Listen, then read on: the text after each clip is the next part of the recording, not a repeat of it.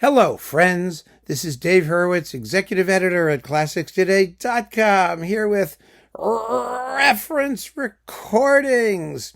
Yes, as some of you have pointed out, the R's are getting longer as the series goes on. And today's reference recording is Mozart's The Marriage of Figaro.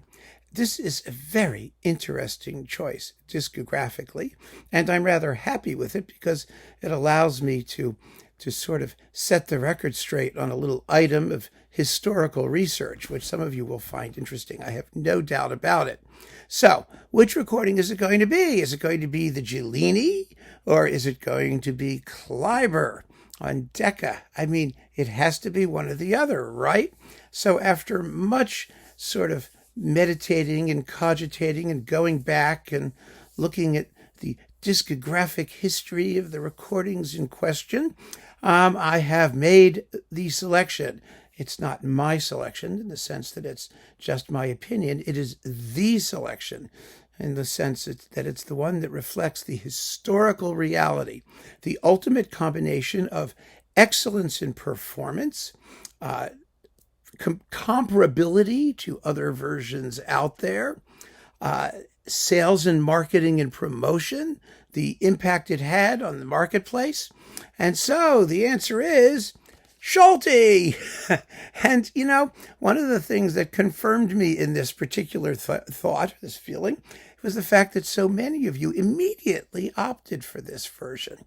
I mean, that's what tells me that the consensus, which I believed existed around the time that it was issued, still out there. It's still going strong. What does this version have going for it? Well, it was recorded and released around 1982. So it's fairly recent in our history of reference recordings. And those other Figaros are really, really fine. I mean, they really are. They're marvelous recordings. They really are. But Giulini's Don Giovanni, I think, was a little bit more highly respected than his Figaro. Maybe in a little bit. And the Kleiber is terrific. There's no question about it. But it's older. It's a little bit more sonically limited. It's on the same label as this one. And its existence on compact disc was eclipsed or overshadowed, let's put it that way, by this one, because I think this one came out first, actually, on CD. So, you know, it wasn't as routinely available as this was. And when this came out, it had the full-scale frontal assault from the British musical press, from the fact that it was the first major digital one of the first major digital opera recordings, one of them anyway. It was on London in the U.S. You see, it wasn't even Decca then. It was London, which became Decca. So it got promoted relentlessly, and it has a fabulous cast. I mean, it's a wonderful, wonderful, wonderful performance. I mean, think about it. You've got Thomas Allen as the Count, Kiri Kanawa as the Countess, one of her great roles, Lucia Popp as Susanna, one of her great roles, Sam Ramey as Figaro, one of his great roles, Frederica von Stade as Cherubino, Jane Barbier as Marcelina, Kurt Mahl was Bartolo, Robert Tier was Basilio. I mean, really just a wonderful cast. No weak links anywhere, at least as good as that Viennese ensemble cast for Kleiber or any of those other people. I mean, really, seriously, it was just as good as it gets. And Solti is a terrific Mozart conductor. His Mozart opera recordings are some of his best. And the qualities that he brings to Mozart are a lot of the qualities that we most admire today in Mozart performance. You know, the period instrument movement, that is drama, excitement. You know, he's not a shrinking violet. He doesn't diminish the drama in favor of just a sort of effete elegance. I mean, that wasn't Solti. That wasn't Solti at all. So, yeah, this is the one.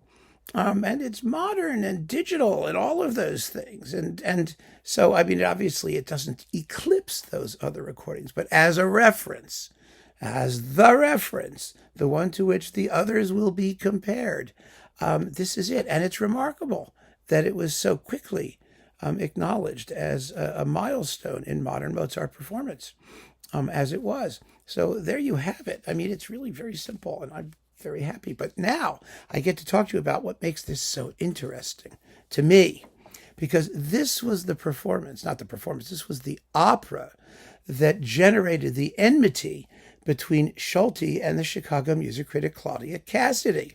This is fascinating stuff, folks. This is real history, and the kind of thing that we really ought to know about. And it really tells you something about how reputations are made and how history is written by the winners, and that facts kind of don't matter to a lot of people. We all know, it's often been mentioned, even in your comments, that Solti refused to take on the Chicago Symphony until after Claudia Cassidy retired from the Chicago Tribune. I mean, because he was terrified of her. She actually managed to have him, I don't think she did it, but I think that, she managed, between her reviews and his fear and insecurity, of which he had quite a bit, actually, he had issues with the Chicago Lyric Opera. And that's kind of fascinating how it came about. He gave a performance in 1956 of The Marriage of Figaro. And this very Marriage of Figaro. Now, obviously, when critics record live, review live performances, it is not fair to, scream and yell and hold them accountable for being prejudiced against artists who may have been going through a bad patch. They may have been. We weren't there. We don't know.